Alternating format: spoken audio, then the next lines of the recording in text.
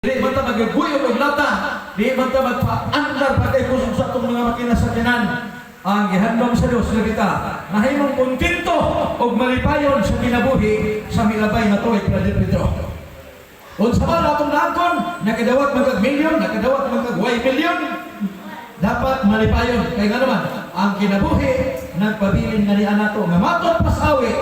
Bisag maangkon nimo tibok kalibutan, mawali mo kalag, dili ni mapuslan. Kaya nga naman, ikaw gato, ilabihan pagkabililhon sa tubangan sa Ginoo. Muna gusto si Pablo, Filipos 4:4, paglipay ka mo diha sa Ginoo, usbon ko, paglipay ka mo diha sa Ginoo. Ang atong leksyon is school, sa pagkamain ng puon, o sa pagkamapasalamatod. Karon mga igsoon nga Sabado, salamat kayo sa murag sikad Sabat ni, pero murag first Sabat po na kung ning magdala sa pagtipik-tipik sa tinapay sa kinabuhi. Salamat kayo sa mga bagong opisyalis nga gitahasan sa Dios ini nga tuig. Hebreanon 5:4, kay walay tao nga magbuot sa pag-angkon o katungdanan kung dili sa Dios siya gitahasan. Unang congrats sa inyo ha, kay dili mo basta-basta sa tubangan sa Ginoo kay kamo nagpas-an og mga dagko nga obligasyon isip mga gitugyanan sa iglesia. Kay ingon si Kristo nga Pedro, higugma ba ko mo? So yes, higugma ka pagkat ang akong karnero. Tulog ka busy siksyon, gibalik-balik. Juan 21, versikulo 15, nasubok si Pedro, pero gipasanto lang pagay ni Kristo. Kung unsa kabililhon ang mao nga obligasyon mga igsoon, pag-atiman sa mga karnero, mga membro sa iglesia. So, si Richard Nixon sa Desire of Peace 403, nagingon, katong sibuton sa pagkon sa mga pulong o naghandog ng pagkakaton ini, tinahanglan, mga yutabang sa Espiritu Santo. Atong idugo ito mga ulo Nixon, mag-ampo kita. Dalaygon nga Diyos, niningatag na, wala kami kahibalo, o sa among isali kitugyan kanimong tanan. Pasabta kami, hindi magpulong ng karon isip. Ispirituhan ng kalanon, among mabalon, sa mga kasing-kasing, magbiyahe kami nining tuiga, na among ibutan ka na sa kasing-kasing nga kami, imong pinili o kami, imong gitagaan o mga obligasyon sa kinabuhi, imong mga alagad. Salamat sa Diyos mo lang po, among gawin kimaya sa ngalan ni Jesus. Amen. So, ang atong hisgutan karon mga kaigsunan, ako nang giruhan o Akol for a special mission.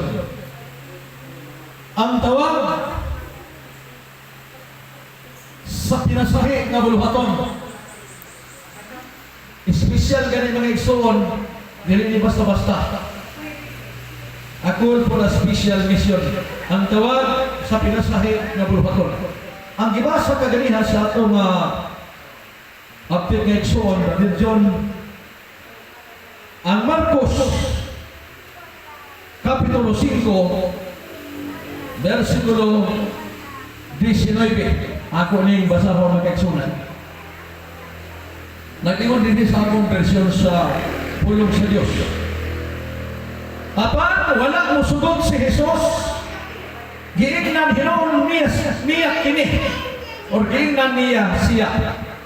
Pauli sa imong pamilya, o sulti sila, kung unsa ang gihimo sa Ginoo, o unsa siya ka maluluyon diha kanimo. So next ako ning giluhan o usa ka espesyal nga mission. Tungod kay ang gisugo pod ni Ginoong Hesus, usa ka tawo nga dili unta angayan.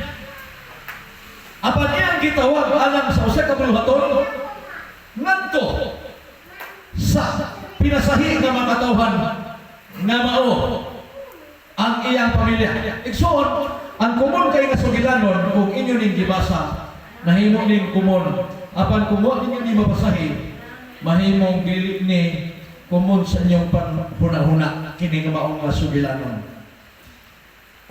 Ang nasulat igsoon sa record sa Kapitulo 5 sa Marcos, kung imo ning subayon, dunay usa ka tawo nga gi-emphasize dinhi. Okay.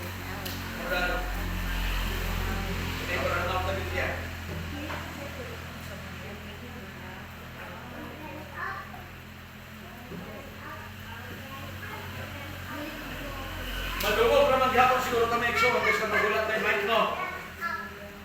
Doon ay usa ka tawo mga igsoon. Nga matod ba? Giyawaan, gisundan ba o ganang daotang espiritu mga igsoonan?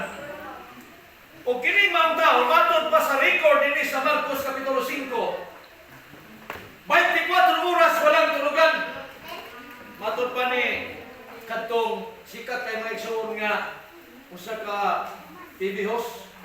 Nakadumdum na mga igsoon. Kung may kakita mo na si Michael Rites. 24 oras walang tulugan kay nakasuyok man.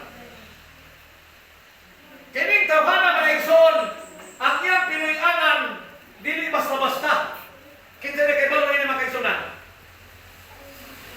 Kinsa na kabalawin ni? Mo mo kabalo. O siguro mo kabisita pinuy-anan ani. Interview. Correct. Nakabantay lang ini kadtong Nobyembre 1, Nobyembre 2. Kining tawhana mga igsoon, 24 oras way tulugay, nagpuyo espesyal nga puy-anan minteryo. Akong imagine ba dalirande na kining tawhana ni puyos minteryo, pwede ni kining isuga, pag ginikadlok na. Kay doon na may mga tao nga akong nadunggan, nagitagaan og tahas aron mahimong gamhanan, watos minteryo manguhaw kining tuway-tuway.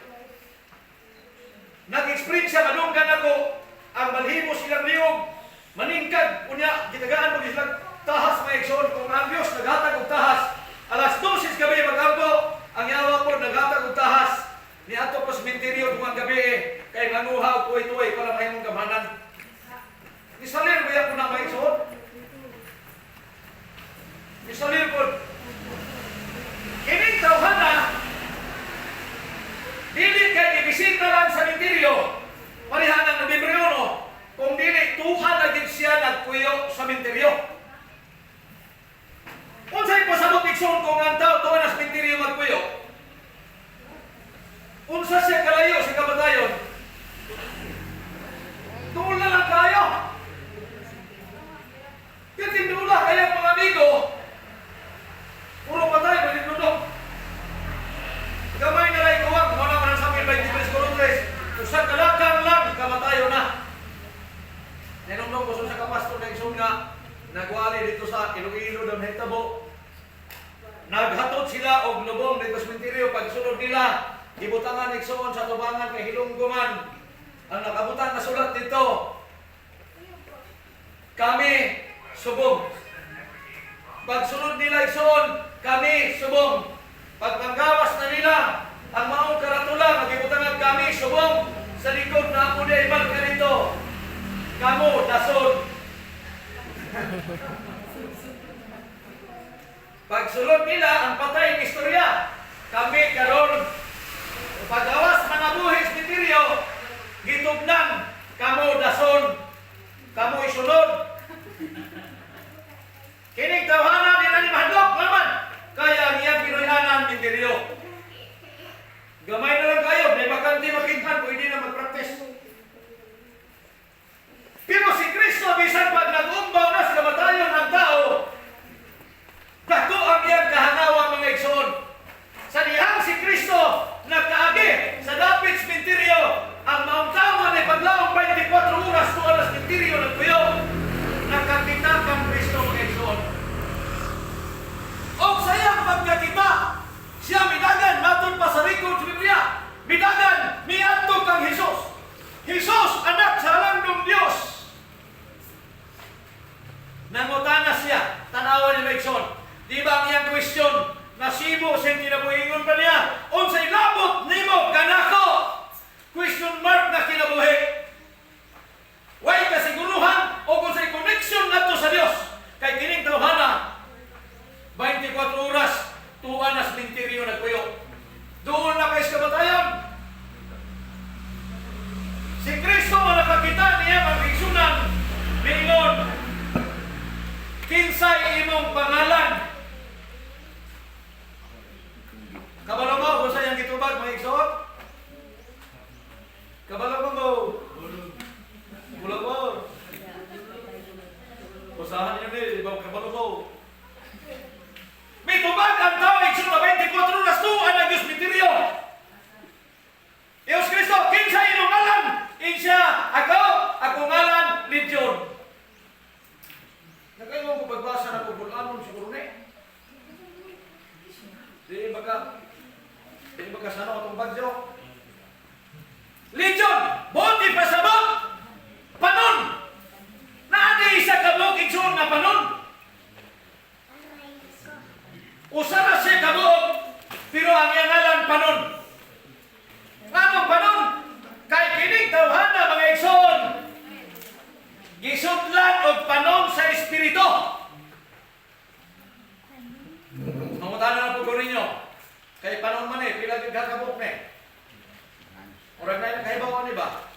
Ha?